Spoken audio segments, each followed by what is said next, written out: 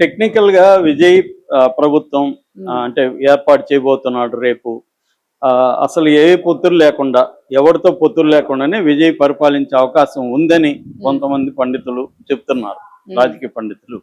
ఇది ఎలా సాధ్యం అంటే, పొత్తులు ఉంటే తలనొప్పి. ఇద్దరు వచ్చినా వాళ్ళిద్దరు ఆల్రెడీ నా భార్యకి డిప్యూటీ సీఎం ఇవ్వండి అని పిఎంకే అన్బోమణి రామదాస్ డిమాండ్ పెట్టాడంట. ఆయనకున్నవి 4, ఆయన నా 4 నేను ఇస్తా గానీ నా భార్యకి డిప్యూటీ సీఎం అని అడుగుతున్నాడు. అలాగే ఇప్పుడు ఒకడ వచ్చినా వాడేదో డిమాండ్ చేస్తా, నాకు హోమ్ అంటాడు, ఎందుకంటే నా మీద నువ్వు డిపెండ్ అయి ఉంటావు. సో విజయ్కి ఉన్న ప్రాబ్లం ఏంటంటే, ఆయనకి బ్రహ్మాండమైన గెలుపు వచ్చింది, కానీ ఆ గెలుపు అధికారం సొంతంగా చేయడానికి 10 సీట్లు తక్కువ ఉన్నాయి. ఇంకొక 10 వచ్చుంటే ఆయన ఎవడి మీద డిపెండ్ అవ్వాల్సి మళ్ళీ. కానీ ఇప్పుడు ఏమైంది, ఆ 10 సీట్ల కోసం 108 వచ్చాయి, రావాల్సింది 118. ఈ 10 సీట్ల కోసం ఎవడిని పట్టుకోవాలి? ఇప్పుడు ఎవడిని పట్టుకున్నా వాడి డిమాండ్లు ఆకాశంలో ఉంటాయి. కాబట్టి ఏం చేయాలనుకున్నప్పుడు ఇప్పుడు ఆల్టర్నేటివ్ గా అసలు ఎవడి మద్దతు లేకుండా ప్రభుత్వాన్ని ఏర్పాటు చేయొచ్చా లేదా అన్న చర్చ ముందుకు వచ్చింది. అది ఎలా సాధ్యం అనే దానికి కొంతమంది చెప్తున్నారు.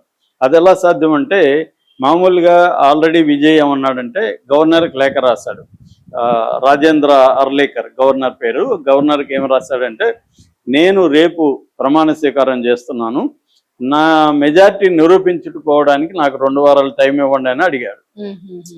సో గవర్నర్ ఏం చేస్తాడు, నేచురల్ గాని అతిపెద్ద పార్టీని ఆయన ప్రభుత్వాన్ని ఫామ్ చేయడానికి ఆహ్వానిస్తాడు. ఆహ్వానించినప్పుడు రేపు వెళ్ళి ప్రమాణ స్వీకారం చేసి ఎవరో 3-4 మంత్రుల్ని చేయొచ్చు, లేదా మంత్రులకు కూడా రేపు ఒకడే కూడా చేయొచ్చు. గవర్నమెంట్ ఫామ్ అయిపోతుంది. గవర్నమెంట్ ఫామ్ అయినాక ఆయనకి 2 వారాల టైం ఉంటుంది.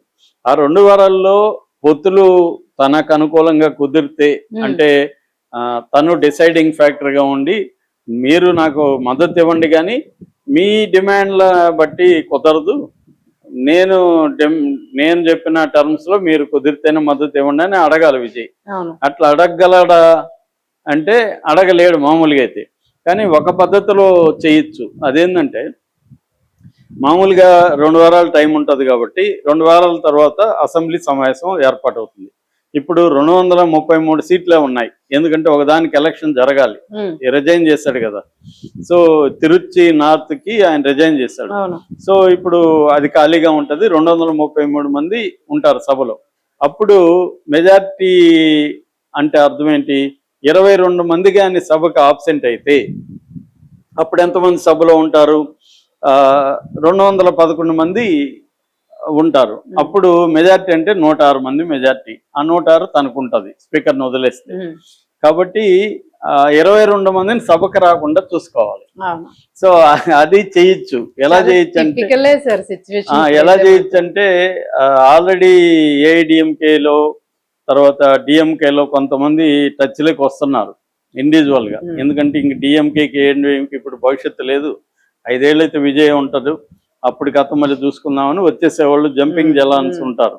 వాళ్ళల్లో కొంతమందికి నువ్వు మా పార్టీలోకి రాకండి కానీ నాకు సపోర్ట్ చేయండి అని చెప్పి వాళ్ళతో మాట్లాడుకోవచ్చు. అట్లా ఇప్పుడు మన ఆంధ్రాలో జరిగింది కదా, జగన్ మనుషులు కొంతమంది వచ్చారు. అప్పుడు జగన్ కూడా ఒక 4 ఎమ్మెల్యేలు తెలుగుదేశంలో ఉంటే వైసీపీలో రాకుండానే అలా పెట్టుకున్నాడు. అలాగా ఉండి మీరు ఎక్కడ ఓపెన్ గా నాకు మద్దతు ఇవ్వకండి, అవసరమైనప్పుడు మీరు గైర్హాజరు అవ్వండి అన్నప్పుడు సభలో హాజరైన వాళ్ళ సంఖ్యను బట్టే మెజార్టీ నిరూపించుకోవాలి. అట్లా నిరూపించుకొని గట్టెక్కచ్చు టెక్నికల్ గా అనేది ఒక వాదన. ఇది బానే ఉంది, ఒకసారి అవుతారు. మళ్ళీ నెక్స్ట్ ఎవరైనా అవిశ్వాస తీర్మానం పెట్టాలంటే మళ్ళీ 6 నెలలు తర్వాత పెట్టాలి. 6 నెలల వరకు డోకా లేదు. అప్పుడు ఈ పని కానీ విజయ్ చేయగలిగితే 6 నెలల వరకు డోకా లేదు. కానీ ఈ లోపల ఏదన్నా బిల్లులు పాస్ అవ్వాలన్నా, నెక్స్ట్ బడ్జెట్ సెషన్లు అవ్వాలన్నా మెజార్టీ ఉండాలి. సో ఆ ప్రతిసారి మెజార్టీని మేనేజ్ చేసుకుంటూ రావాలి. అంటే మెజార్టీ అంటే సభకు హాజరు కానికుండా చూసుకుంటూ రావాలి. రేపు వాళ్ళు విప్పు జారీ చేస్తారు. సో ఇటువంటి ప్రాబ్లమ్స్ అంతా ఉన్నాయి. అందుకని నేను అనుకోవడం ఏంటంటే, 2 వారాలు కాకపోతే 4 వారాలు టైం తీసుకొని విజయ్ నిరూపించుకోవడం కోసం ఈ లోపల 2 మార్గాలు ఉన్నాయండి. ఒకటి, చిన్న వాళ్ళతో వెళ్ళిపోవడం. అంటే కాంగ్రెస్ 5 ఉన్నాయి, తర్వాత పిఎంకేకి 4 ఉన్నాయి, తర్వాత సిపిఐ సిపిఎంఎల్కి 2 ఉన్నాయి, వీసీకే అనే ఒక పార్టీ ఉండేది, విడుదలై కక్ష ఏదో వాళ్ళకి విడుదలై చిరుత కక్ష వాళ్ళకి 2 ఉన్నాయి. అలాగా ఈ విజయకాంత్ భార్య ఒక సీటు ఆమె గెలిచింది, ఆమె ఇస్తానంటుంది మద్దతు. అలాగా చిన్న పార్టీలను కలుపుకొని ప్రభుత్వాన్ని ఏర్పాటు చేయడం లేదు, ఏఐడిఎంకేతో వెళ్ళడం. ఎందుకంటే డిఎంకే అయితే సాధ్యం కాదు, డిఎంకే విజయ్తో కలవరు, ఆల్రెడీ ప్రతిపక్ష నాయకులను కూడా వాళ్ళు ఎన్నుకునేశారు, డిఎంకే మద్దతు ఇవ్వదు, ఏఐడిఎంకే ఇవ్వాలి. కానీ ఏఐడిఎంకే ఇస్తే వెనక ఎవరున్నారు? మోడీ అమిత్ షాలు ఉన్నారు ఏఐడిఎంకే వెనక, వాళ్ళని డీల్ చేయడం కష్టం. రేపొద్దున వాళ్ళు ఏఐడిఎంకే ద్వారా ఇతన్ని ఇబ్బంది పెడుతుంటారు, కాబట్టి ఇది ఇబ్బంది. అందుకని ఏఐడిఎంకేలో కలవలేడు, డిఎంకే రాదు.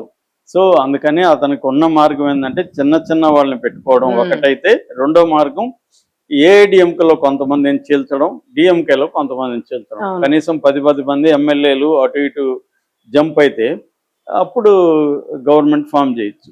మళ్ళీ అప్పుడు కూడా ప్రాబ్లం ఏమవుతుంది, మళ్ళీ వాళ్ళు పార్టీ ఫిరాయించారని కోర్టుకు వెళ్తారు. ఇక్కడ కూడా బీఆర్ఎస్ వాళ్ళు 10 మంది చేరితే కోర్టుకు వెళ్ళారు కదా, స్పీకర్ అయి ఉన్నాడు, అసలు బీఆర్ఎస్ లోనే ఉన్నారు వాళ్ళు ఉన్నారు. సో అటువంటి ప్రాబ్లం రేపు ఏర్పడుతుంది.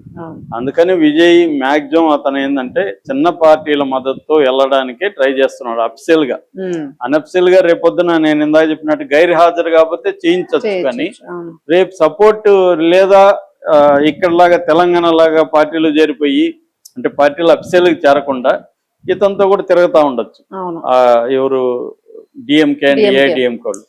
అది జరుగుతుంది తప్ప అఫ్సియల్ గా వాళ్ళు ఒక 10 మంది వచ్చి చేరిపోయే పరిస్థితి లేదు. ఎందుకంటే ఫిరాయింపు చట్టం కింద అది ప్రాబ్లం అవుతుంది. కాబట్టి చిన్న పార్టీల అంటే కాంగ్రెస్ ఆల్రెడీ ఏంటంటే మనం కానీ ఇప్పుడు మద్దతు తీగిపోతే ఏఐడిఎంకే దగ్గరికి ఇతను వెళ్తాడు. ఎందుకంటే కాంగ్రెస్ వాళ్ళు ఆల్రెడీ లోకల్ పార్టీ నాయకులు ఎలక్షన్ ముందే రాహుల్ గాంధీకి చెప్పారు, సార్ డిఎంకే ఈసారి వచ్చేట్లేదు, విజయ్తో వచ్చే ఉంది, మనం విజయ్తో వెళ్దామని. విజయ్తో కానీ ఎల్లుంటే ఇవాళ పాండిచ్చేరి కాంగ్రెస్ కు వచ్చిండేది, తమిళనాడు హాయిగా ఈ కూటమి కంఫర్టబుల్ మెజారిటీ వచ్చిండేది. అది కాంగ్రెస్ చేసిన తప్పిదం. కాంగ్రెస్ తో విజయ్ కూడా అనుకూలంగానే ఉన్నాడు, వ్యతిరేకత ఈ కాంగ్రెస్ పట్ల విజయ్కి లేదు. కానీ అది చేసునుంటే విజయ్ గాని కాంగ్రెస్ కలిసి కానీ పోటీ చేసునుంటే కంఫర్టబుల్ గా గవర్నమెంట్ ఫామ్ చేస్తుండే వాళ్ళు.